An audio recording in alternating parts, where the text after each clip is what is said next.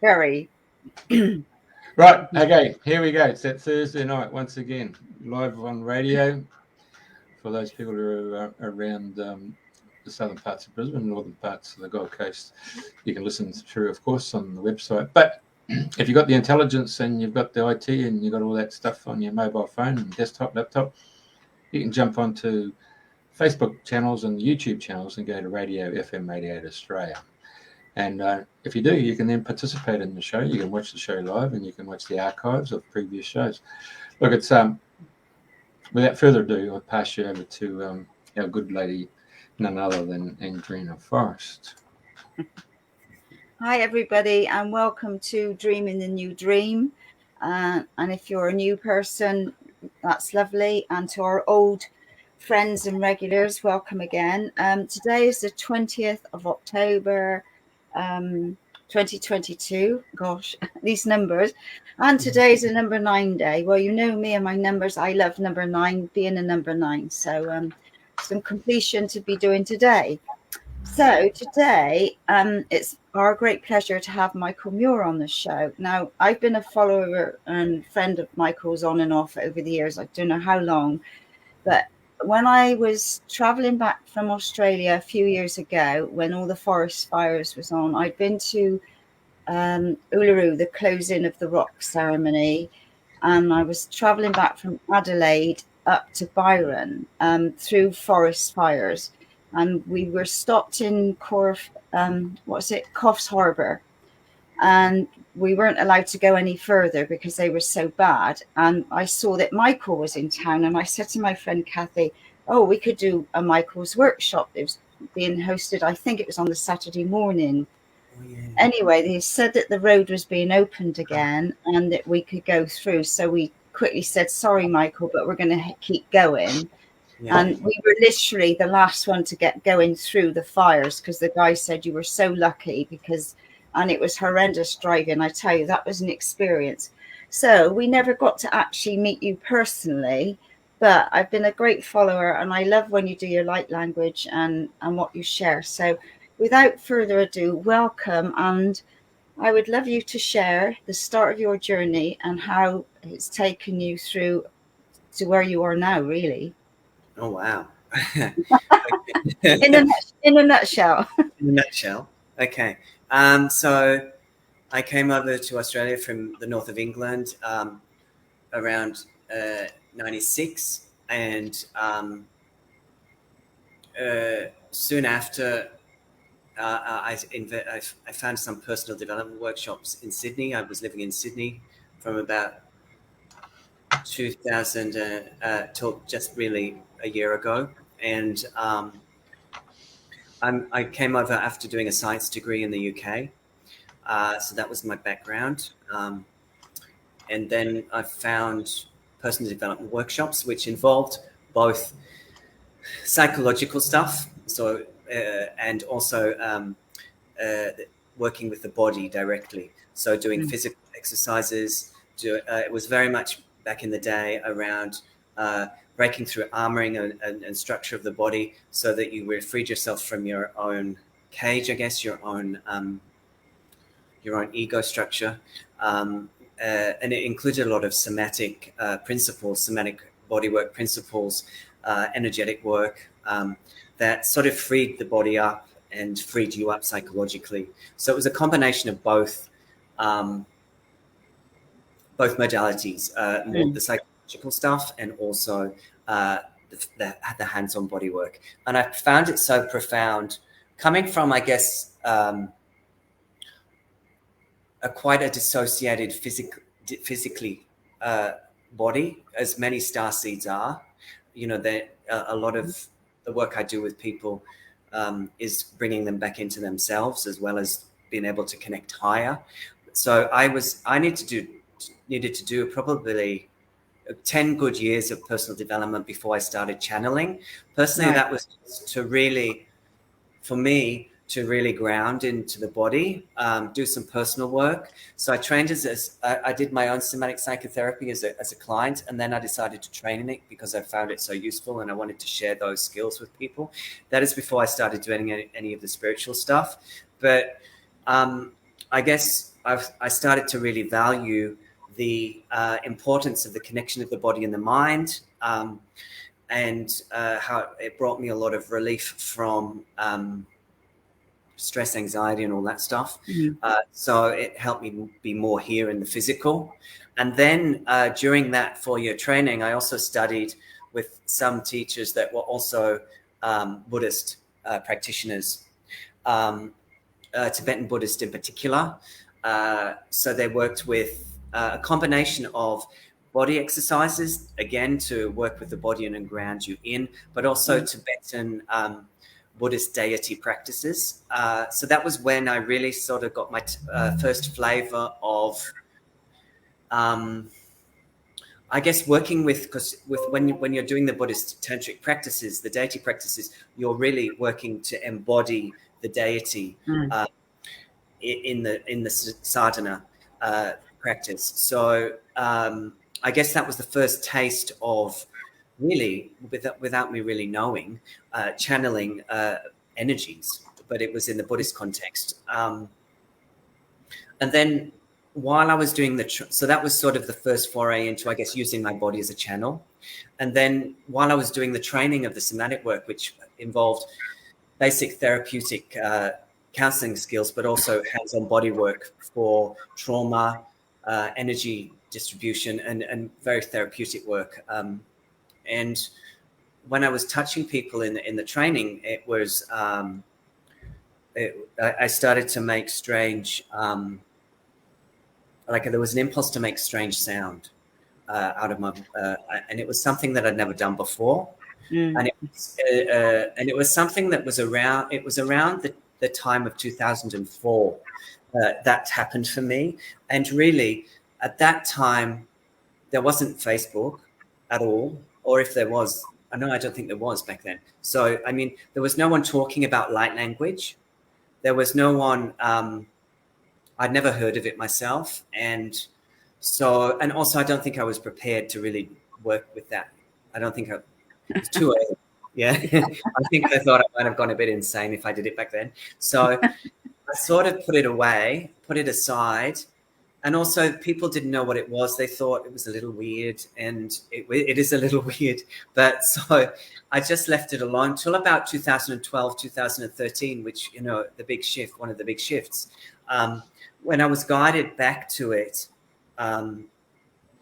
through finding a couple of people just synchronistically on Facebook that were working with it. One actually lives up here in the Sunshine Coast, Brisbane area, Kairona.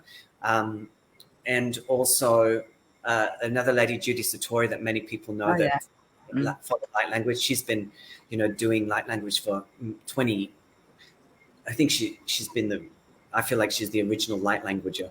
She's been doing it for some time, and I was really fortunate to go. She was doing retreats occasionally in Sydney. I was really fortunate to be able to go to one of her retreats in Sydney, Baulkham Hills area, and she was doing the teachings of Mary Magdalene at the time, which I know many people have accessed through her own work, and just a very powerful, for me, very powerful validation of light language. Really activated me to bring myself out of the closet in that respect, to really sort of feel comfortable to start sharing a little bit of that work. I was already doing somatic bodywork groups in Sydney and working with clients in Sydney therapeutically, but energetically as well. But it was after that, in about 2013-ish, that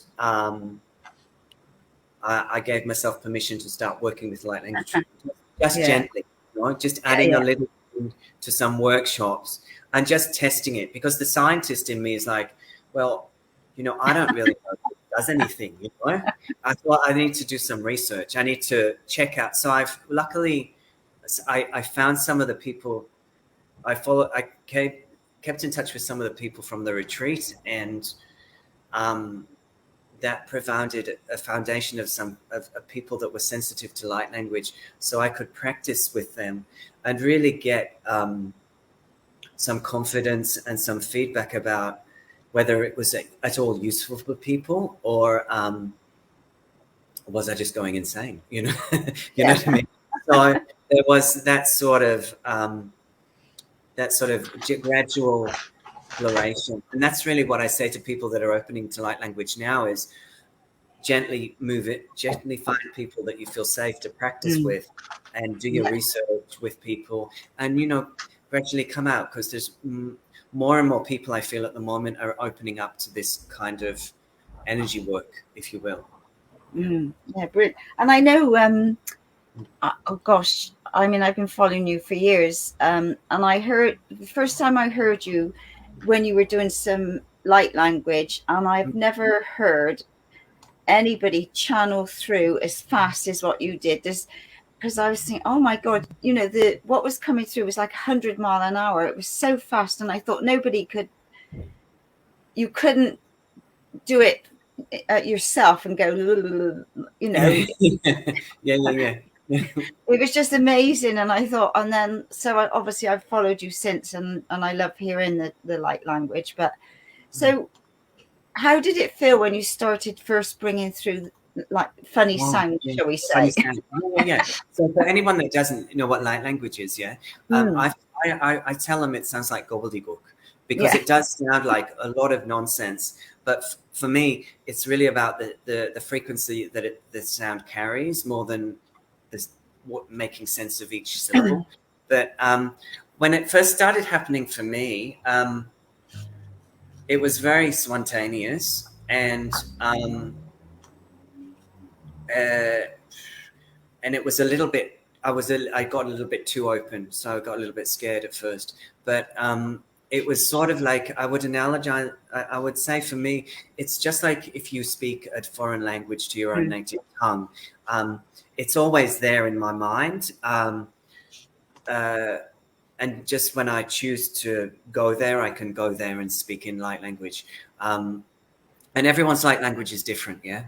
Some people, Judy Sartori is very similar to mine. It's sort of a bit of a chitty-chatty kind of light language. And some people's a bit more sing-songy. So I feel like it depends who you're channeling. Depends, I think it changes over time. I was very uncomfortable. It felt natural, but when it started to me, but it was also, I would have preferred if it was now, when people do, could have found somebody that would have helped me at the time make sense of it. Because at the time, I just put it to the side, because I just didn't have a clue what it was for. So I'm really happy to support like newbie light channels now, because I think it's part of the ascension process of the planet that more and more people do work in this way.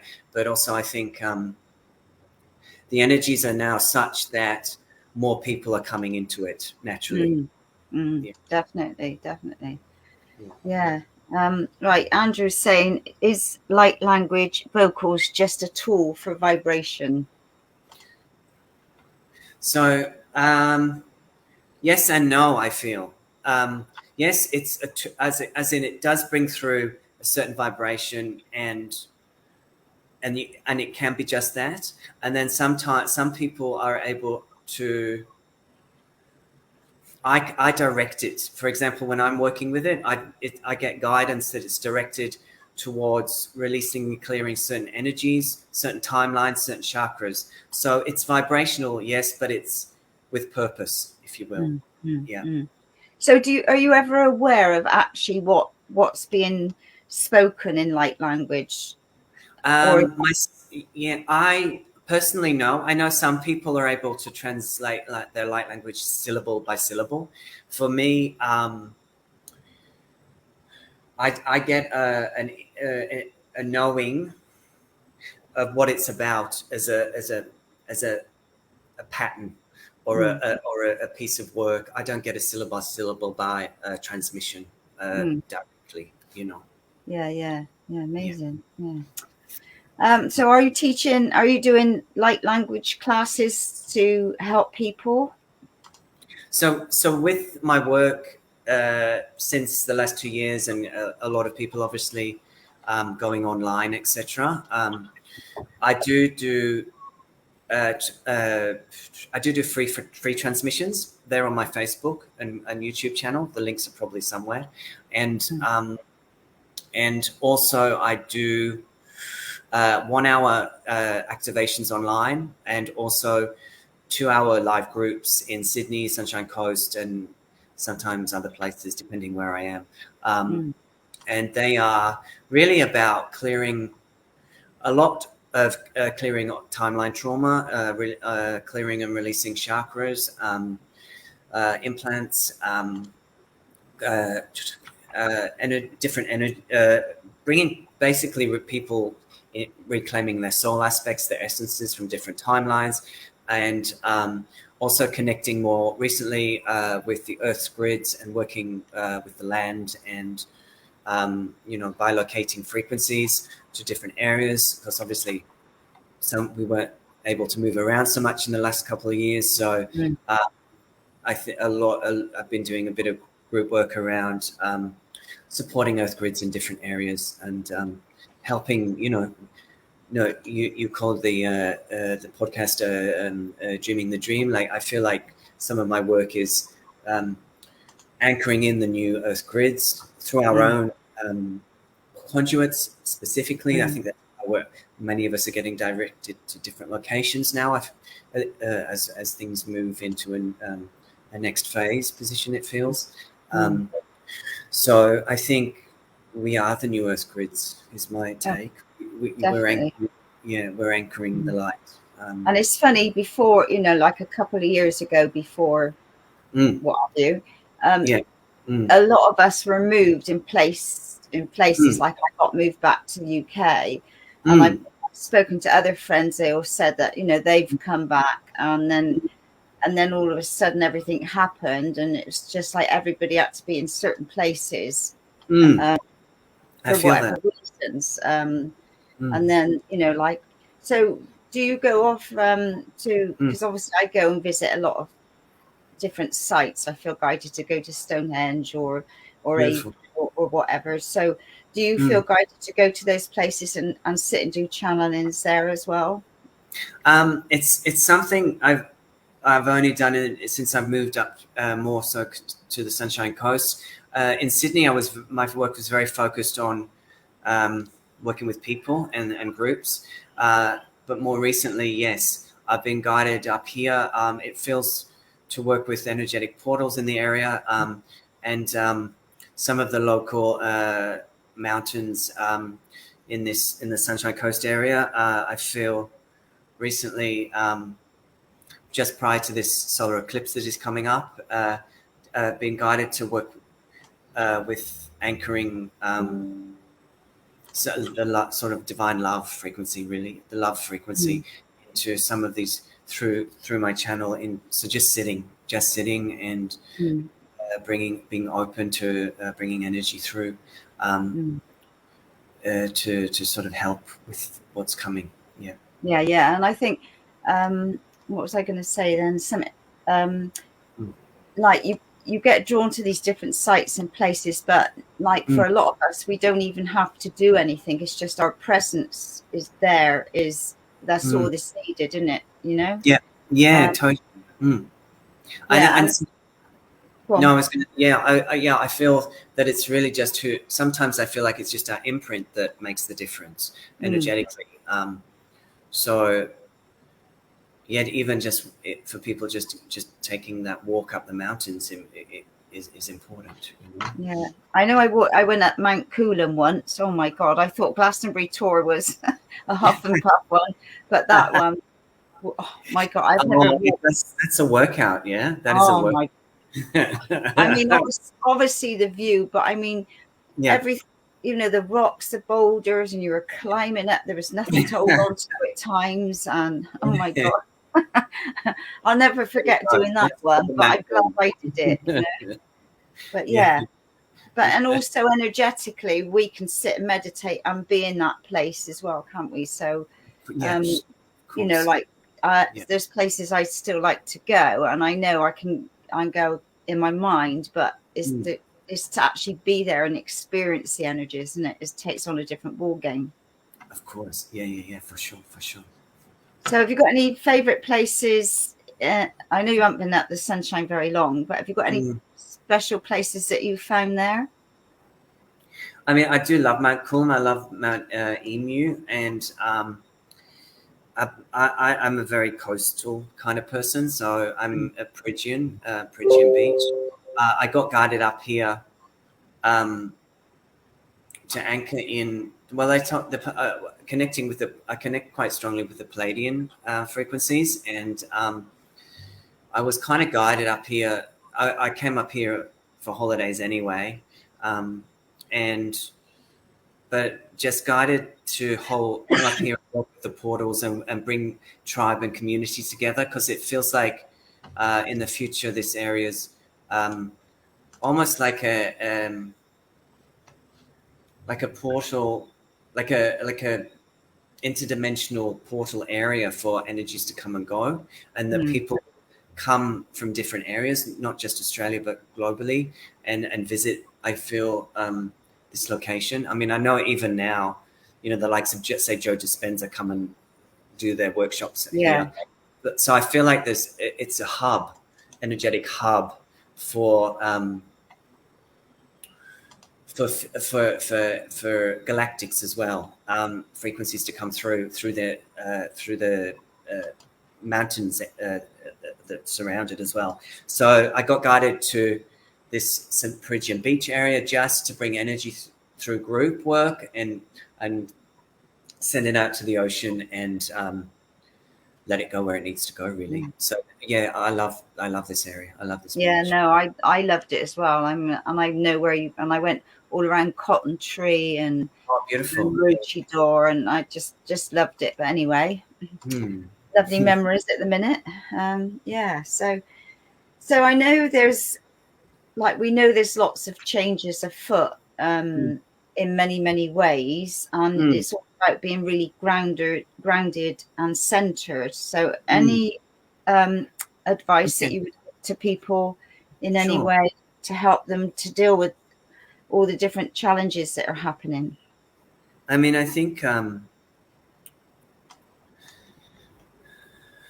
feel like don't watch too much provocative information from either side of the fence, you know.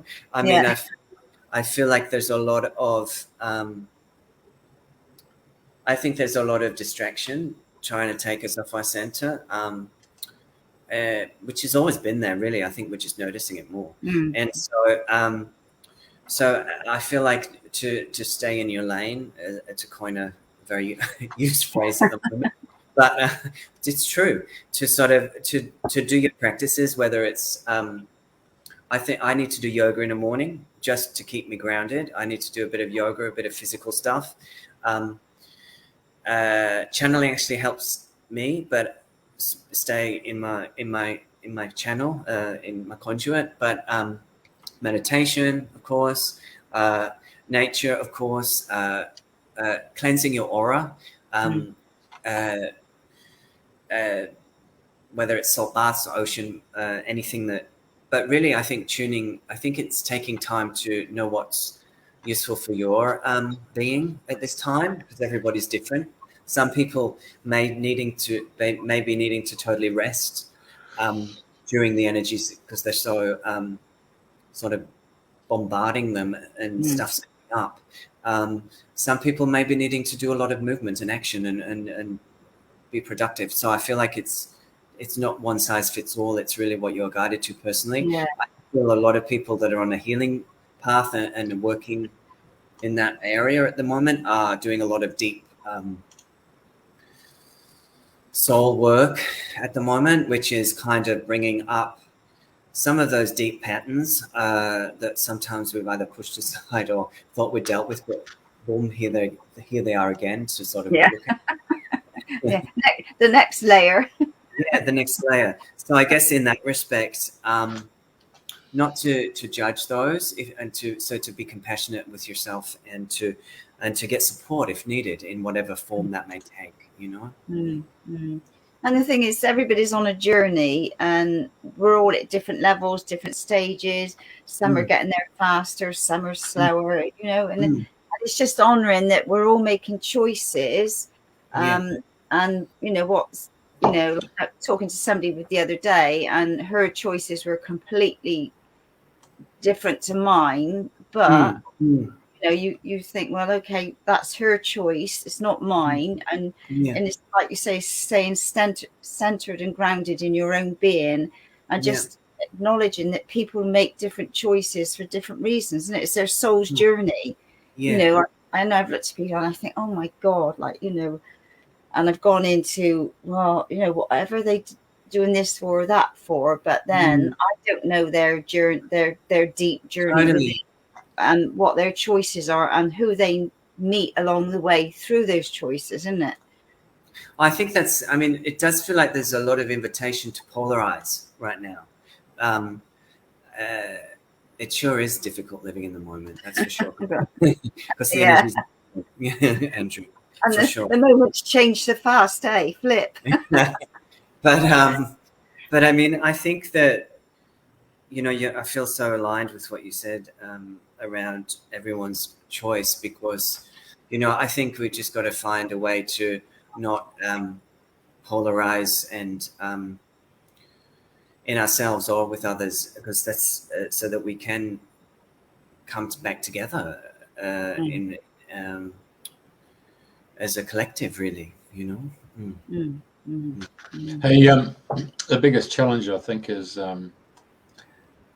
families, young families, the pressures of trying to secure a job, holding that job down, accommodation, for example, whether it's for rentals or whether for purchases. I mean, we've seen a major intake of Victorians move sight unseen on properties in Queensland and push the prices up. And then you're seeing people for all the right reasons stand in their own power zone, realizing this is not for me. I need to make a change. And we're seeing people who have made movements out of the city and gone to the country areas and in the rural areas, and probably assisting those communities.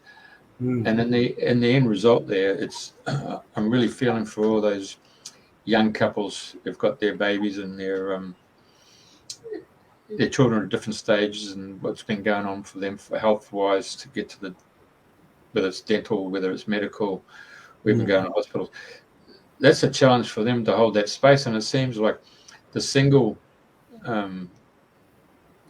people who are 45, 50, 55, 60, who've got upward mobile and have got a fallback financially, they're the ones who've had to take up the baton and go out there and just hold that space and just be that magnet to attract that love and hold that presence. That's, I think, is the challenge for any person who's single. Does that include yourself? Oh, yeah, it does. I mean, I've been watching it for quite some time, and I'm seeing the issues that have been rising up substantially, where those people have just gone through breakups in long-term relationships or short-term relationships. That really polarizes, that's a magic word that you use, polarizes, and it subjugates people to forming their own tribe. And so we see that form of Machiavelli politics of divide and rule. So it's very essential that we do come together, and that's probably the way that we've got this show set up called Dreaming the New Dream, to bring out people's gifts, and we've all got gifts. It's just a matter of being given the opportunity to air those gifts. Yes. I agree. I feel that it's a very uncertain time for so many people, whether it's Queensland, whether it's UK with the power increases and winter coming and all that stuff. I feel like there's a lot of distress, and personally, how do we keep our hearts soft, not get triggered too much, and which is hard, hey, day by day in this soup we're in. But really, it's just can we put ourselves in other people's shoes, and can we see things from their side and what's going on for them and their life struggles, whatever they may be, individually and collectively. I guess I try and hold hope that all this kind of chaos and upheaval is part of a process of shifting some very old structures that don't work anymore. And even though there's some heartache and some distress, and people are finding suffering in this time, financially or otherwise, I hope that my hope personally is that these trying times do bring people together, like you said, Jeff, and do allow us to dig within our hearts and find compassion for everybody as we go a bit of a... I've seen something happen in the last week or so. You've probably seen it here in Australia. Yeah. And it was to do with PayPal. Oh, yeah. Mm-hmm. And PayPal made a decision to change their terms and conditions. That if they felt that you were providing misinformation, they would then take $2,500 out of your account. No questions, they're going to take it. It was almost like Facebook saying, our fact checkers are saying what you're saying is totally incorrect, and yet the fact checkers have been turned out to be erroneous themselves. But we've seen things that have been placed out in the public consumption, and it's coming from sources that you would say a government, or I'm going to say government. It's totally misinformation. And the people are waking up to the fact that, hang on a second, PayPal are doing this. And within 2 days, 100,000 Australians cancelled their account with PayPal. That shows me how awake people are. Yes. Hello. Totally. I think, and for sure, and it feels almost as though some of these things that appear as restrictive or, dare I say, draconian, that some of these measures are bringing in reversals. And when I mean reversals, like people are stepping up, people are standing up, people are showing in force that things aren't okay. So, and whereas before, I mean, I certainly didn't really take too much notice about what was going on in the government, but I kind of do since the last couple of years. So, I think it has. I think it's awoken us all up to a new level of what has probably been going on under our noses for a long time. And that now we're just seeing things a bit more clearly, sometimes shockingly so. And I think that is awaken. I think that is some of the dreaming the dream purpose, that things are unveiled so that we can make different choices as a collective. And I don't think many spiritual people are talking about at the moment, I don't think someone's going to come and save us. I think we are the ones that are here to make the change as a collective. And so there has to be a little bit of, I guess, uncomfortability in the process so that people say no more, and do kind of bandy together, and we create something that's more sustainable for the future. 100%. I agree with you. I mean, in February this year, over 1 million everyday Australians all came in convoys to Canberra. 1 million Australians. Now, if it had been 5 Indigenous people with their tent embassy down at Parliament, it would be on mainstream news. Yes. 5 Indigenous people with their dogs, and they've lit the fire in the main hall of the old Parliament House. Hello. Yes. But when 1 million Australians turn up, they don't give it any coverage whatsoever. I mean, hello, something's coming on here, and there's a groundswell. So it sounds like I've hijacked the conversation. I mean, really here for you, Michael. But I apologize. You carry on, Jeff. Was you going to say something else though? Was there something else? Yeah, I'm just going to change the subject somewhat. Oh, I'm just showing you the power of human consciousness when it comes to manifesting the car park. But you ever watched a show called Stargate Atlantis? I know the show. I haven't watched it myself, but I know which one you mean. Yeah. Like the portal. Yeah. Yeah, they had the portal and they go to different worlds. They got the 45 minutes to go and show their little story, and there's the beginning, and middle, and end. Yeah. Anyway, so they turn up on this planet, and they end up at a cave, and there's a time dilation field, and they weren't quite aware that it was a time dilation field.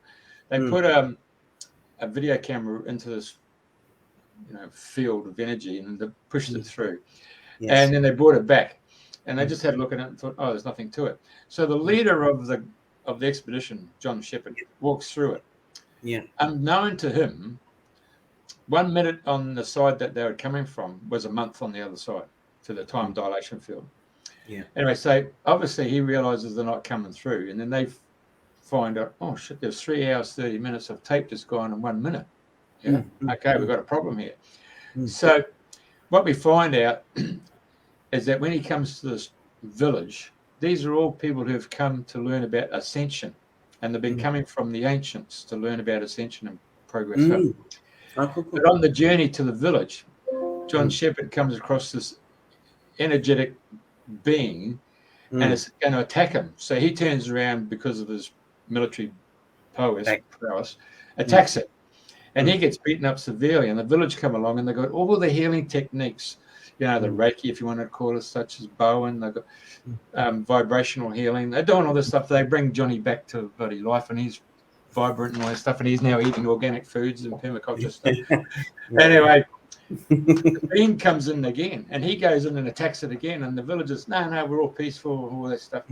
Anyway, it takes a while for them to understand that John was actually fighting their collective energetic thoughts that gone and created this energetic being. And so they then learnt that John was actually showing them what they had to do, and the best way to do it was not to fight it, but to go there, and they all surrounded this energetic being, and all they did was send it love, and the energetic being that they had actually created in their thoughts dispersed and came back to nothing. The moment they did that, they all ascended, and they said to John, you can come with us. He said, no, I've got work to do on this plane. Really interesting show that shows you how art imitates life and gives you an understanding, hey, this is what we can do here. We can beat this. Totally. I think you've said it all, Jeff. but what I was, but if you don't mind me adding, I guess that's where we're at, isn't it? It's a kind of trying to harness our minds, and also I feel there is. That's why I do think that group work, whether it's my group or whoever's doing group work, energetically, when we come together and gather, whether it's online or whether it's in person, I feel like it amplifies the energy field. It's timeless. We can direct it to wherever we wish, including weather systems, I feel. So I think that's the way to work. Of course, if you feel, that's my personal view. I mean, obviously some people do like to be more in an activist role, and good on them for that. I am a hoodie supporter. So whatever floats your boat. I think people have different roles. I am not shy to say I'm a sensitive being, and I feel like I need to protect my energy a little bit around certain events, etc.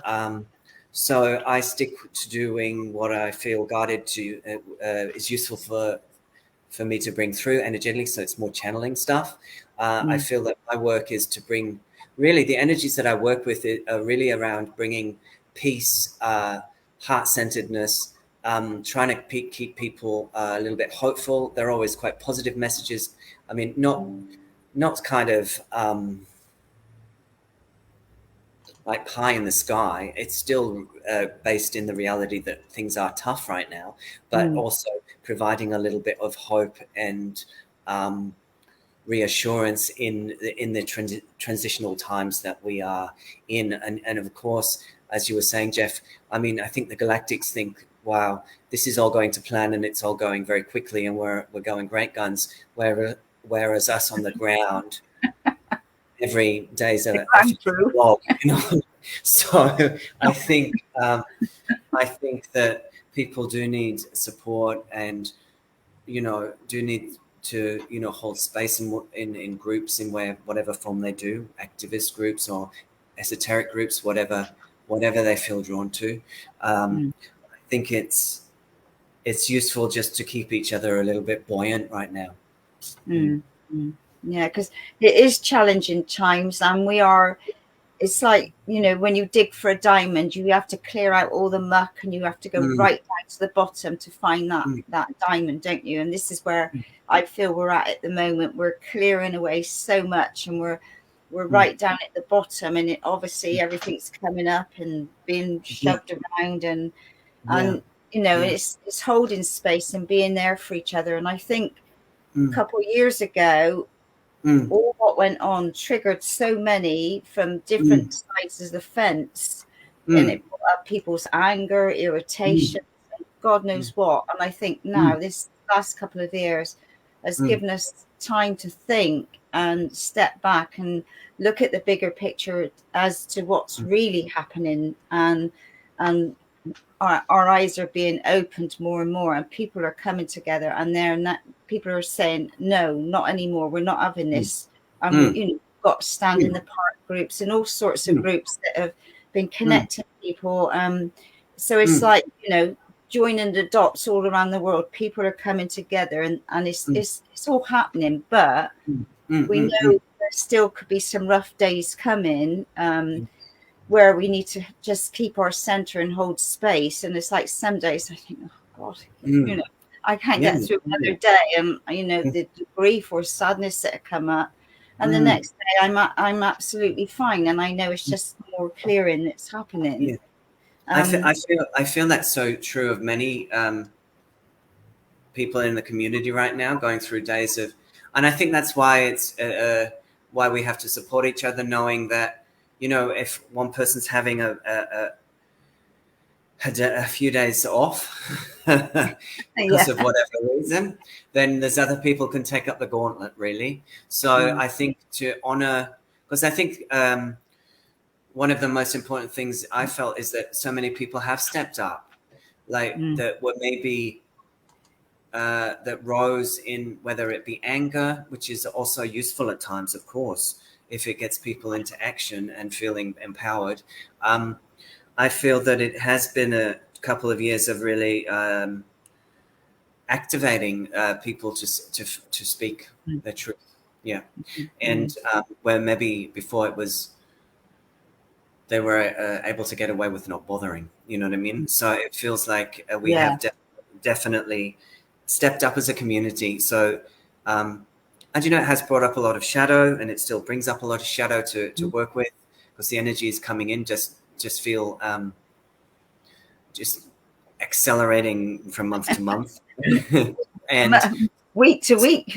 Week to week. It does feel a bit like every week's a month or 2 years or something. So in that respect, I think the body and the light bodies is been stretched. We are going through massive shifts. So, you know, drinking water, you know, looking after your diet if you need to do certain particular things to help the purification process, and, you know, getting support if you need to is I think peers, practitioners, whatever is necessary, friends, you know, as we go through the process. Yeah.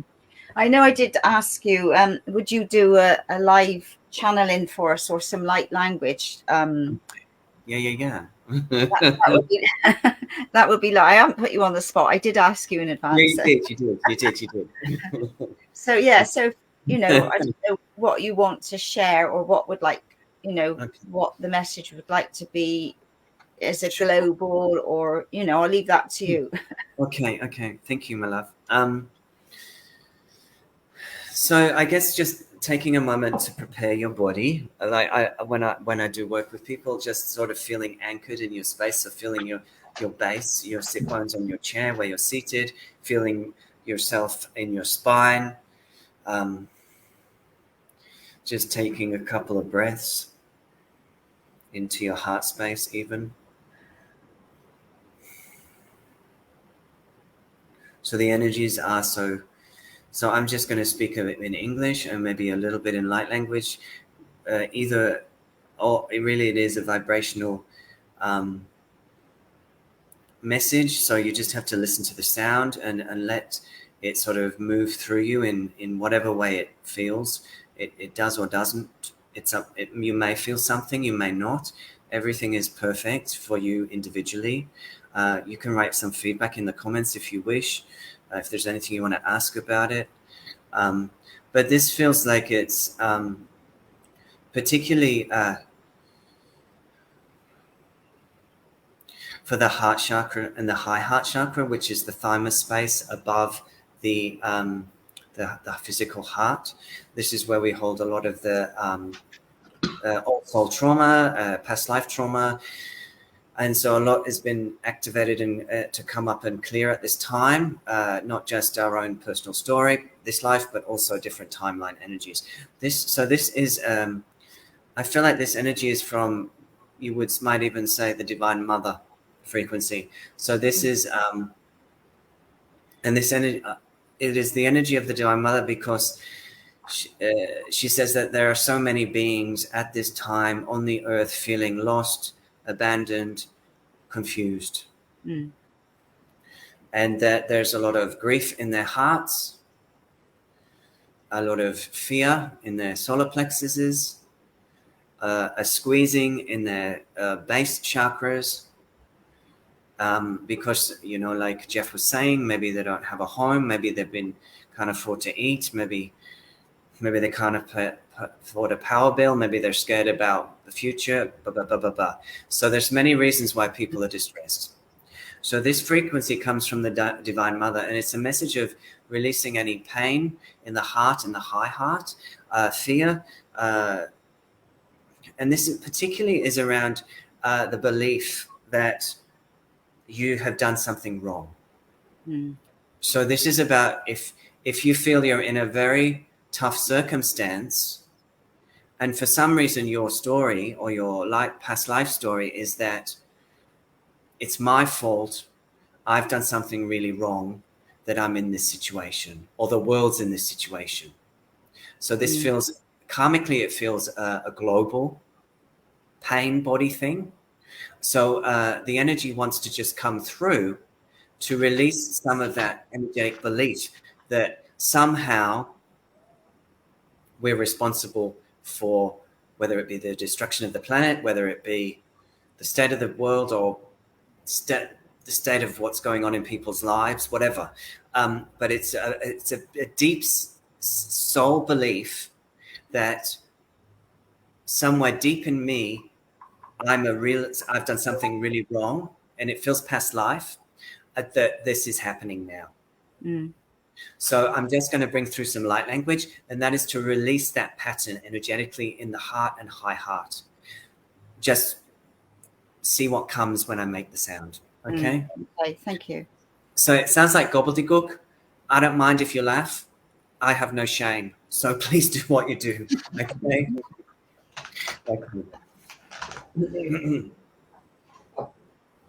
Ashkanto de barchele barge batoto de barkanda de shele barkoto de ki. Eshela barka barka barshela barka de nana karpo ke barka. Elekite de koshole barka de potata de shele barka patanaka.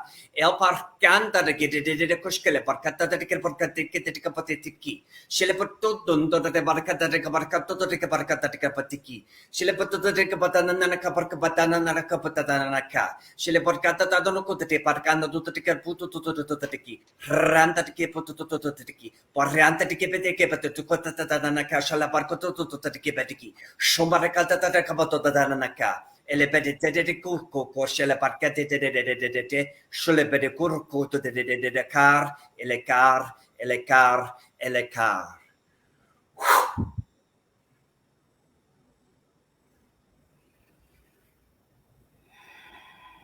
So just taking a couple of breaths.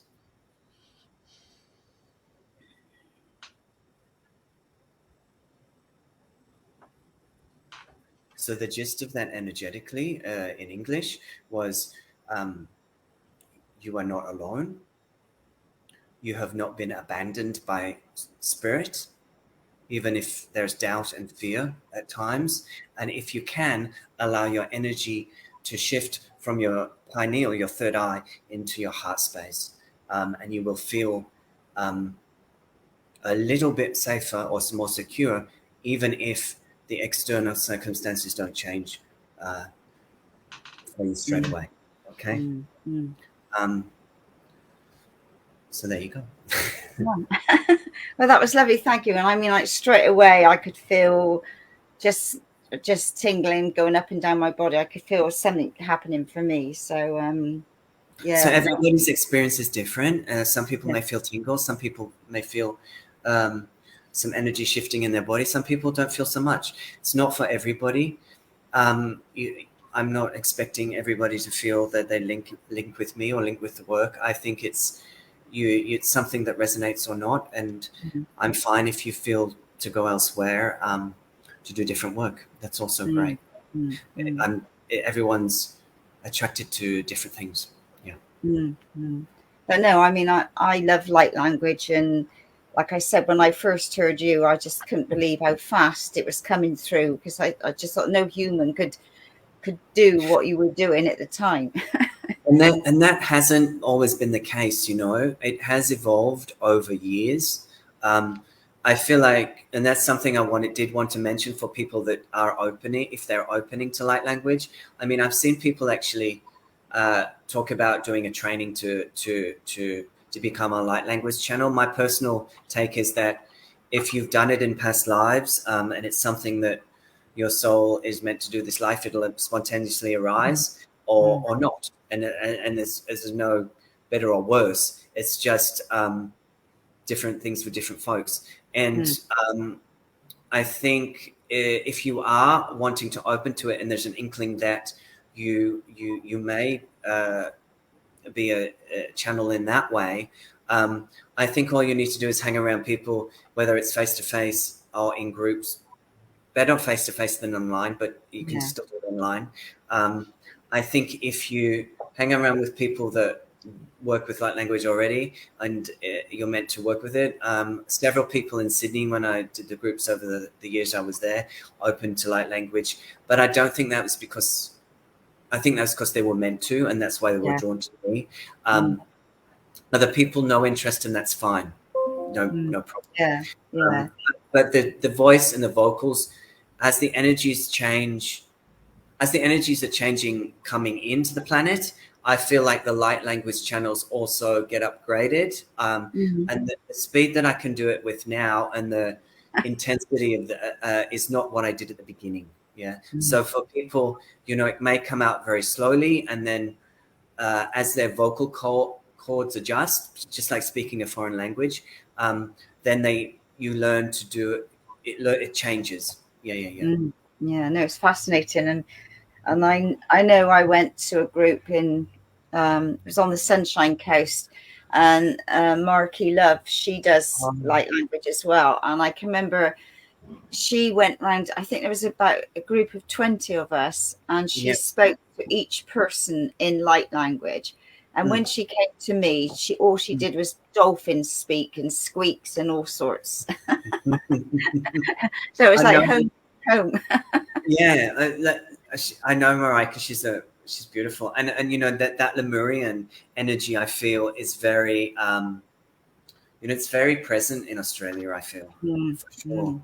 In that Queensland area. And obviously different people bring through different, like you say, different sounds, different tones, and they do different activations within the body and on the land. And I think, I was just going to say, I think also I feel personally, and I'm sure other people like Marai could do the same, is when I'm connecting with somebody in one-to-one, or whether it's a group, I feel like I connect with the energies that they connect with. So my channeling for one person may the channeling for one person or one group may be different to another.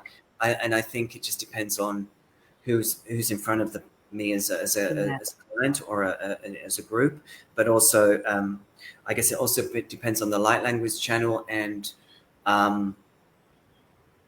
who they are connected to, and what frequency bands they can tune into. Yeah, which is changing because of it's like our Wi-Fi is changing. Yeah. And we've been able to connect higher galactically as a collective, as the electromagnetic fields of the Earth dissolve. Then there's more access now to galactic frequencies.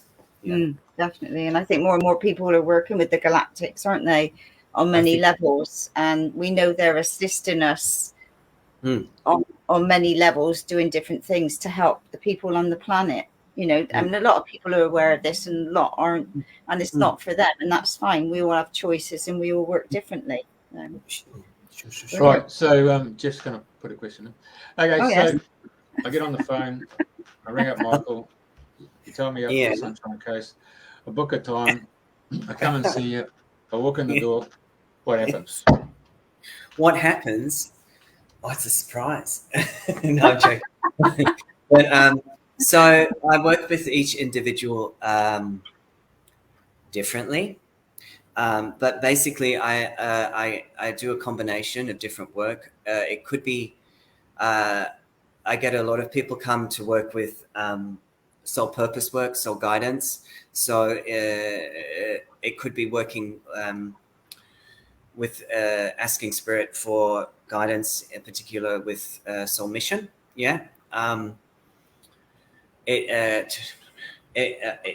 as that goes through, as we do the session, I'll do some light language activations, and this is often to clear past life trauma that is getting in the way of their soul work. So a lot of starseed type people, a lot of channels, a lot of healers have a lot of blockages in the sacral and in the throat. So I do a lot of work around Atlantis, Lemuria, different Holocaust timelines, Lyra, to release these energies that sort of keep them held back in moving forward with their innate gifts. So kind of doing that stuff. And then I sometimes combine it with some hands-on body work somatically, which is good for the nervous system, relaxes the body, and allows the energies to be received and allows them to expand. So it's sort of combination of a psychic reading, a soul reading, and doing some light body work, whether it be light language or hands-on somatic work. And so how does it work for people over Zoom then? So over Zoom. You just tune in. Yeah, so similar to what I did just then around the light language, I work with, and I can ask people, they can ask their soul questions on Zoom. No hands-on, obviously, but the energy work I'm not that magic, but the energy work does come through through the ether of the internet. So and I feel like I can be with them energetically in this, even though we're in a different space. So it's still powerful work, I feel. Yeah. Especially group work on Zoom, I feel is quite powerful. Yeah, interesting. So you throw out the word astral shaman. So for people watching and listening to the show, two interesting words. So what's your take on that? Well, someone gave me that name, and I thought I'll have that. And why not? Why not? So for me, astral and shaman, I like it because it combines the earthy aspect of the shaman. Like you would say the indigenous. You would say when I think of it, shaman, I think of the indigenous. I think of plant medicine. I think of like really shamanic practices that are very earthy. And so I brought that because I feel like because when I started doing groups in Sydney, I noticed when I was when I was doing group work, people that were, I guess, more experienced with shamanic practice found the vibration of the galactic frequencies, I would say, irritating. I would say it was a little bit foreign to them, and I feel like it's also past life stuff around galactic something or other. So I feel like we're here to transcend, like I said earlier, the polarity of this is right, this is wrong. And so I think we can be of the earth shamanically and do those really deep practices, and also connect up, high up, the galactic frequencies, and combine the two at the heart. And that is what we're here to do as a divine conduit. We're here to be. So what I do, I'd say, I'm just, my work is to bring down the energies from the astral, but I still work at being embodied, and I just thought I'd fling shaman in for the sake of it, really. but joking aside, I feel it is all about bringing the energies from heaven to earth. So I think we're shamanic of a body, but we're also bringing the astral energies down. So I think I do believe in that term, because I think it's what we're here to do, be that conduit from heaven to earth, anchor it down, not forget we've got a body, not live in another dimension, be here now, be here now, do the work we need to do, but also be able to connect up and bring, because I feel a lot of us came down as starseeds, earth workers, light workers, if you want to use those terms, to from holding different frequencies in our energy body from above that we are really designed to bring down to help the shift in the collective consciousness. So that's what I've been guided to do. And that's what I guess that astral shaman means to me. Yeah.